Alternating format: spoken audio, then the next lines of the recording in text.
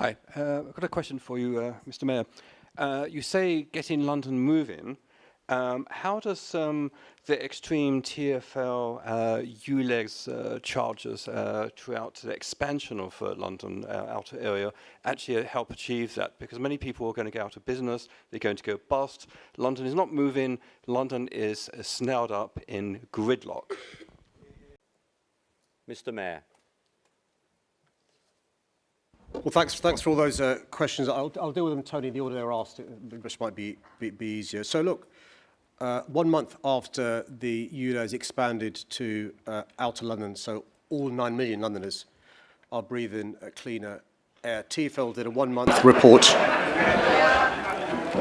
TfL did a 1-month report, as they did after the Central London ULEZ and after they did the Inner London ULEZ. And the great news is we've gone from a position where in 2017, at the launch of the precursor to ULEZ, only 39% of vehicles were compliant, to in May 22, when the consultation began for outer London, 85% of vehicles were compliant, to now, 1 month on, 95% of vehicles being compliant, 77,000 fewer non-compliant vehicles, and almost 50,000 fewer vehicles overall. So we're improving air quality, addressing the climate emergency, but also reducing congestion. At the same time, we now have the Superloop in outer London. We have the Elizabeth line in outer London. We've got the Northern line expanded to outer London, and Bark and Riverside expanded to outer London. We're going to carry making progress to improve public transport in outer London. It's incredibly important that we support those communities because they breathe the worst air, and we know half the households in London don't own a car. More than half of Londoners with asthma live in outer London. 24 of the 30 GPs with the largest number of asthma patients are all in outer London. They deserve clean air, as indeed those of us in central London and in London have got. Nobody put up with dirty water. We shouldn't put up with dirty air. We've put in a request for support for TfL. We'll have to wait and see whether this government, with Rishi Sunak and Jeremy Hunt, are like the previous ones, being anti-London, whether this government finally is going to be a pro-London government. A.M. Hall. Thank you. Hello, my name's Susan Hall. First, to the gentleman up there, I have to tell you, I think the ULEZ expansion is an absolute disgrace.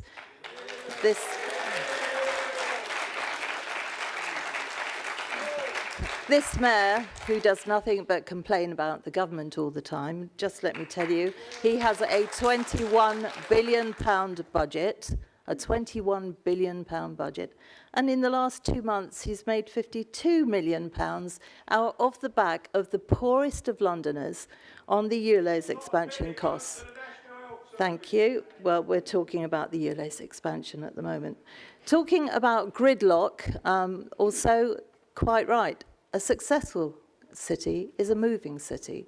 Unfortunately, it's gridlocked the whole time. We have 20-mile-an-hour zones in the Finchley Road, which is totally inappropriate. We have LTNs all over the place, which is causing people to have to drive miles out of their own way to get somewhere, which just adds to the chaos. So many things need to be replaced. I would stop the ULEZ expansion on day 1 because that is what Londoners want. I will absolutely pledge that if I am in the mayor's seat, which I will be hopefully in May, this city will be moving again because we will get rid of the ridiculous cycle lane on Park Lane when there's one just adjacent to it. That was nothing but virtue signalling from this mayor again. There's so much that needs to be done on transport. TfL's finances need to be looked at because obviously I agree with Assembly Member Pidgeon. We need things to be as affordable as possible. If you want people to use public transport, you've got to make it reliable, you've got to make it affordable. And this mayor is failing on all of those things. I'll leave it at that. Thank you, Chair. Thank you. Thank you. Mr. Khan, I'm hoping you'll answer my question this time, because when I came to Ealing, you tweeted after the Ealing People's Question Time, and I quote, "It was good to answer questions in Ealing on how we are addressing genuine concerns about the ULEZ expansion." I asked you a genuine question, then you didn't answer it. You didn't answer a lot of other people's questions either. I have a friend who is going to see his disabled sister every weekend out of London in his non-compliant car. It's now costing him £1,300 per year to go and see and help her. It's costing other people lots and lots of money as well. You say London is open, but your policies are closing it more and more every day. I believe ULEZ is actually replenishing TfL's budget. I don't believe the lies. Thank you.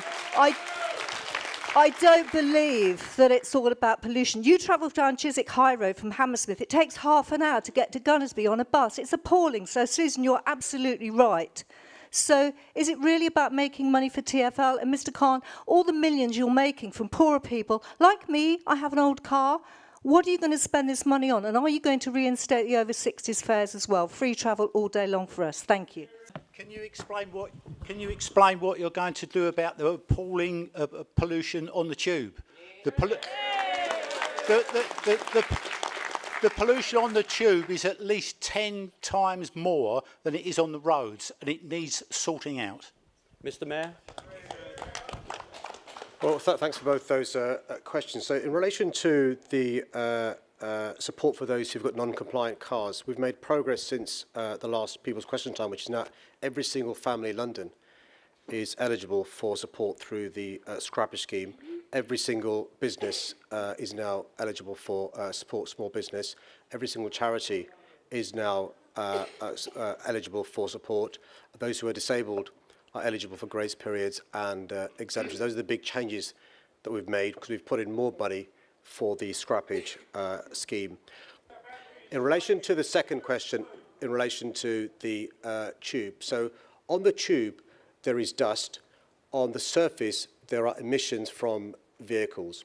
So the government has requirements for both dust and for emission to do with nitrogen dioxide and particulate matter. But the government also has conditions in relation to dust. So on the underground, although we've reduced the amount of dust on the underground, the dust on the underground is within the government limits. On the surface, the particulate matter, which we know can cause cancer and other illnesses, is above government limits, and that's one of the reasons we've brought in the ULEZ. We were required as a city to make our air lawful by 2010. It is still unlawful, and according to experts, it will take 193 years to make it lawful. With our policies, we'll do by 2025. Hi there. Just wondering if you've got any comment to make about the Wraysbury data centre, where you've cut down hundreds of trees to get your data centre there. Over the 13-acre site that 6 acres of it has been filled in with 3 metres of extra soil, affecting the water table in the area. You know, Sir, that's in Windsor. That's in Wraysbury. Wraysbury is next to Windsor. It's not in London, sir. Yeah, but why is time. Mr. Khan putting his database there, affecting the residents of Wraysbury, putting them through hell? They got flooded out in 2018, 2014, and now TfL has moved into the area and affected the water table further. Got the question, sir. Thank you. And Peter, quickly. Thank you very much. I just want to agree with the comments that Susan Hall made earlier, which goes to show that we'll be safer with Susan next year when she takes these cameras out on day one.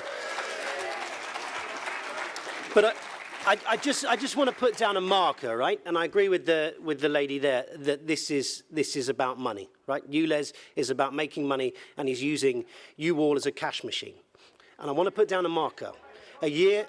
2 years down the line, when the ULEZ revenue starts to fall off, then we're going to see the next iteration. And it's going to be some sort of road user charging model. Now, I know the Mayor has denied that that's happening, in exactly the same way he denied he was going to expand out to Greater London, I might add. But you mark my words, there are technical elves working away in TfL, building these models to charge you to get into your car and drive every day. He has to be stopped, and he has to be stopped to the next election. Mr. Mayor, quickly, got 1 minute left this section, please. Well, thank you for coming from Windsor. I'm afraid I don't know about the plan application in Windsor or the impact on the water table. But what I'm happy to do is to arrange for, if you give your details to the staff, get one of my staff to find out about the application in Windsor and the impact. Sorry? There's been a block every time on it. The farmer next door to your site there had his land decimated, his animals affected. You're saying about clean air. There were 200 to 300 trees cut down there. You know, the water was affected. Sorry, sir, we're out of time on transport. But if we didn't get to your question, please do visit the People's Question Time page on london.gov.website, which tells you how to submit one in writing. And, sir, if you write to me, I will take that up for you. Yeah, I'd like the panel's opinion, please, or the Assembly's opinion, on the fact that Shirley Rodriguez tried to influence Imperial College to change the wording on their report about the effects of ULEZ. Hi, Mr. Mayor, I'm trying to get, I'm getting money together to get a monument to these 4,000 Londoners that die each year, but I cannot find any names to go on those. Can you please help me on that? Or are you just lying?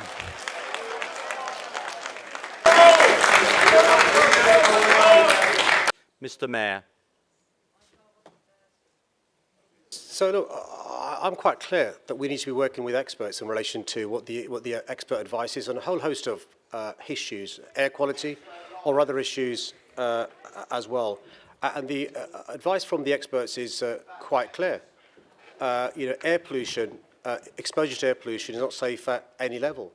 It does lead to premature deaths in our city. According to the experts, around 4,000. Sir, let the Mayor answer, please. So it does lead to around 4,000 premature deaths a year. It does lead.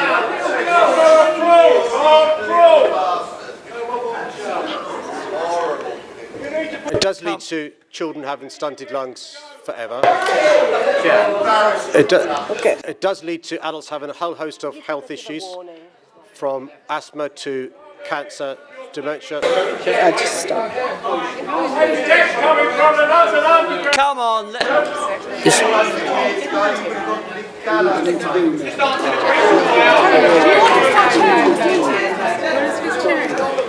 Quiet.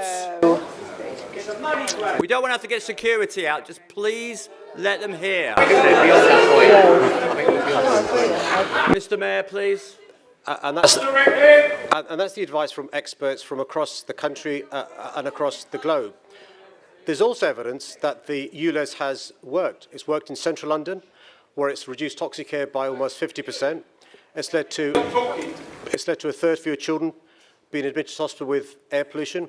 It's worked in inner London, a further 20% reduction in air pollution, but also children going to 500 schools breathing clean air. So that's the evidence which we're going to rely upon. The question in relation to... Come on. This is ridiculous. We're going to have to stop it if we don't stop. It's that simple. We should give. We should be giving them. I think we need a chair. Mr. Chair, we're getting to answer the question. It's our questions.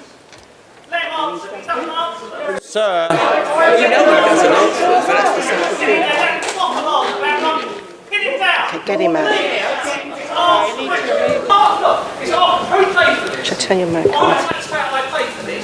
We've got two rows of kids. We pay for it. Look, are you gonna keep quiet? Are you going to keep quiet so we can actually do the meeting, sir? Oh, we like the answer to the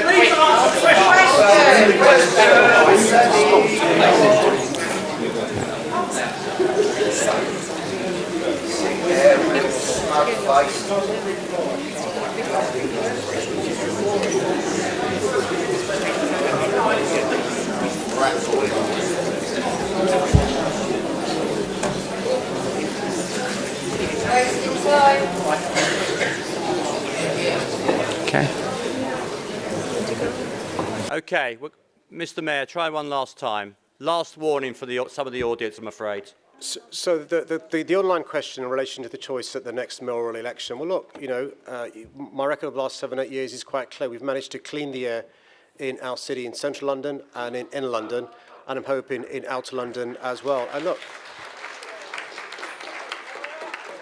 according to experts, King's College, without my policies, without my policies that have taken 193 years to make our air lawful, we'll do by 2025. Thank you. I've got one more online question, and then AM Fortune would like to ask a question. We've just had the hottest October on record in 2023. Is set to be the hottest year since records begun. What is the Mayor doing to decrease city temperatures through urban tree planting, pocket gardens and reflective road surfaces? And AM Fortune. I was going to make a comment rather than ask a question, but I'm happy to pick up. For those of you who are getting frustrated at not getting clear answers, welcome to my world.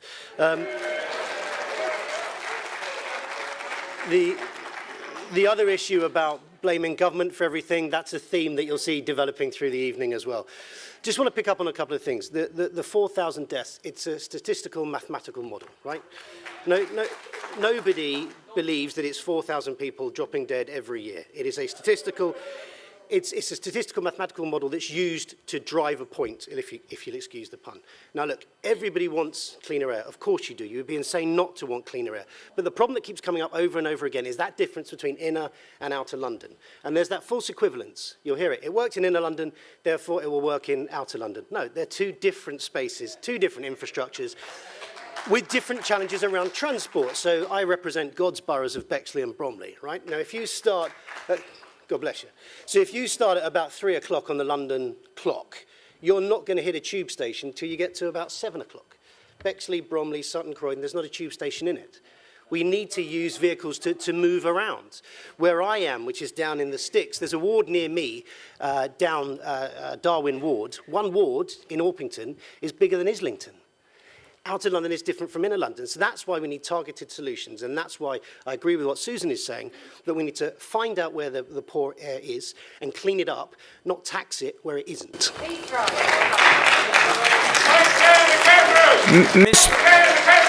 Quiet, Mr. Mayor. So to answer the question asked online in relation to addressing the climate emergency. So last year, we saw temperatures in London in excess of 41 degrees Celsius, the highest ever. This July was the hottest July. Not ever, don't lie. This July was the hottest July since records began. This September was the hottest September since record began. We've also seen in our city over the last couple of years flash flooding we've seen over the course of 2 hours. Rain we normally receive in 2 months. So climate change is happening now, and it's happening to us. The choice is to have your head in the sand and ignore the challenge, or to kick the can down the road, or to take action.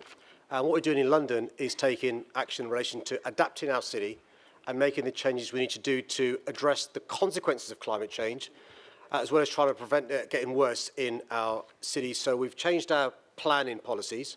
The London Plan now requires every new development in London to be a net zero carbon. There is a requirement to make sure that the machinery that's being used in those buildings are net zero carbon, but also we're taking steps to make sure we have a city that can support people when there's a heat wave. So, for example, planting more trees, making sure there are more water fountains, more than 125 water fountains since I became mayor. The new trains we have, the new buses we have, making sure they're air coolant or air conditioned as well, retrofitting the buildings we have and retrofitting the vehicles we have as well. But I'm afraid we're not going to get there sooner if we do what the government done, which is delay action, for example, in the ban of selling, in the ban of buying new petrol and diesel vehicles. There was a reason why the previous government brought in a requirement that after 2030, you won't be able to buy new petrol or new diesel. What this Prime Minister has done is kick the can down the road, so I'm afraid the questioner's concern about addressing the climate emergency won't happen sooner, it will happen later while this lot stay in power in Parliament. We've heard a lot about government. Do you all mind just turning around? people's question time, not Prime Minister's question time. Okay? Thank you. London's economic recovery. Mr. Mayor, are you paying attention? Mr. Mayor, have you been out into London? Because businesses shutting, ULEZ taxing the poorest. We've got tube fares that are the highest metro fare in the world. You can't build any houses. You can't build any houses, especially not affordable ones. London under you is crumbling. And every single person who can be bothered to say to you that what they think, London is falling apart because of you, but it's always someone else's fault, isn't it? It's always the government, or it's the Met Police Commissioner, or it's someone else, or, you know, oh, it was a difficult weather today, so that's why the climate's bad. I'm sorry, but the buck stops at you. You are London's mayor. You are the Police and Crime Commissioner of the Metropolitan Police. It's your responsibility. So when will you do us a favour and resign? Right, have we got one more? Susan Hall. Have we want Susan Hall. Okay, we don't want Sadiq Khan. We want Susan Hall, not Sadiq Khan. I'll hire you. Thank you, sir. I'm just recovering from Councillor Susan Hall's co-councillor's speech there. The same councillor who...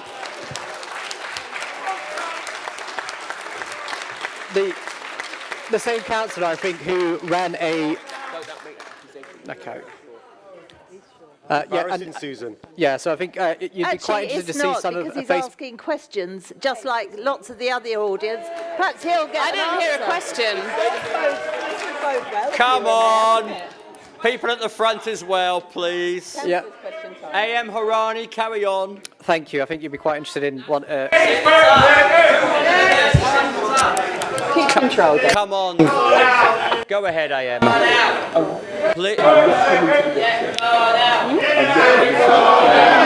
Come on. Oh, God. Tony, you've got So this is your final warning. Or should we just clear the room? We've only got 4 minutes left, so we can stop early. No, come on, AM Harani, quick. AM Boff. You know, I feel sorry for the mayor, only because of the party he's in, really. You know, he's got plenty of money. He's increased council tax, or his precept to the council tax since he got elected by 58%, and there's money sloshing around at City Hall. And you know, there's very rare occasions, on very rare occasions, the Assembly actually has the power to change the mayor's budget. And if we all agree, or most of us agree, 2/3 of us agree, we can actually change the mayor's budget. So at the budget setting, we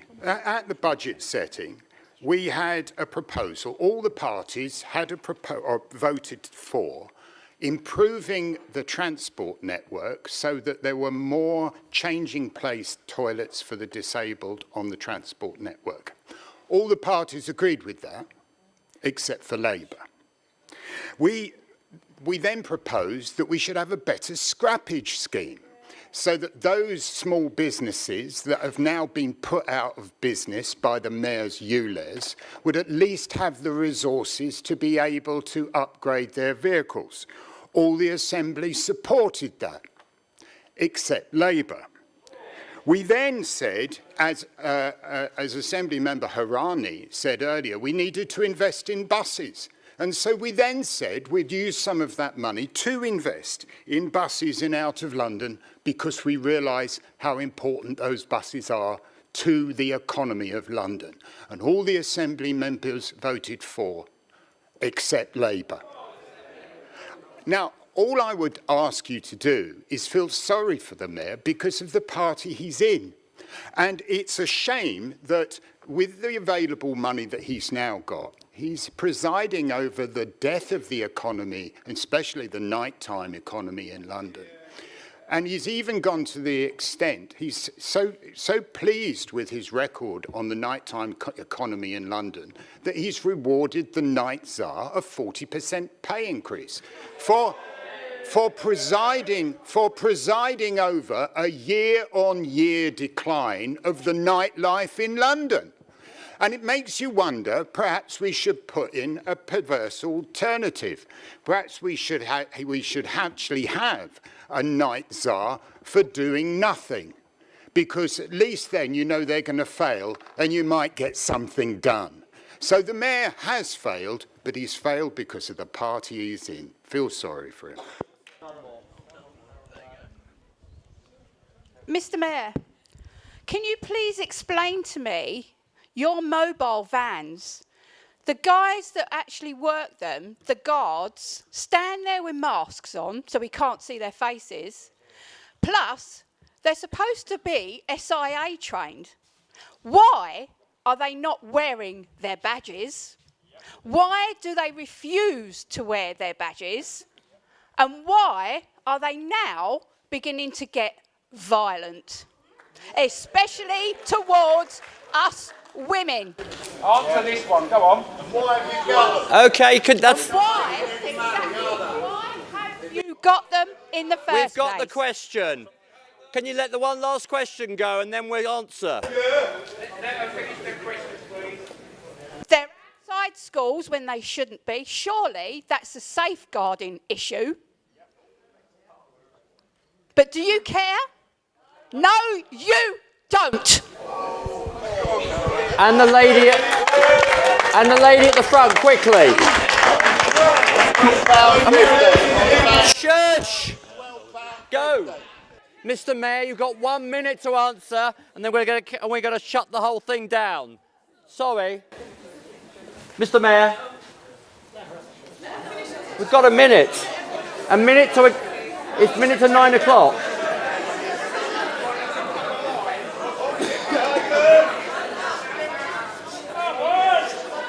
We got 1 minute left.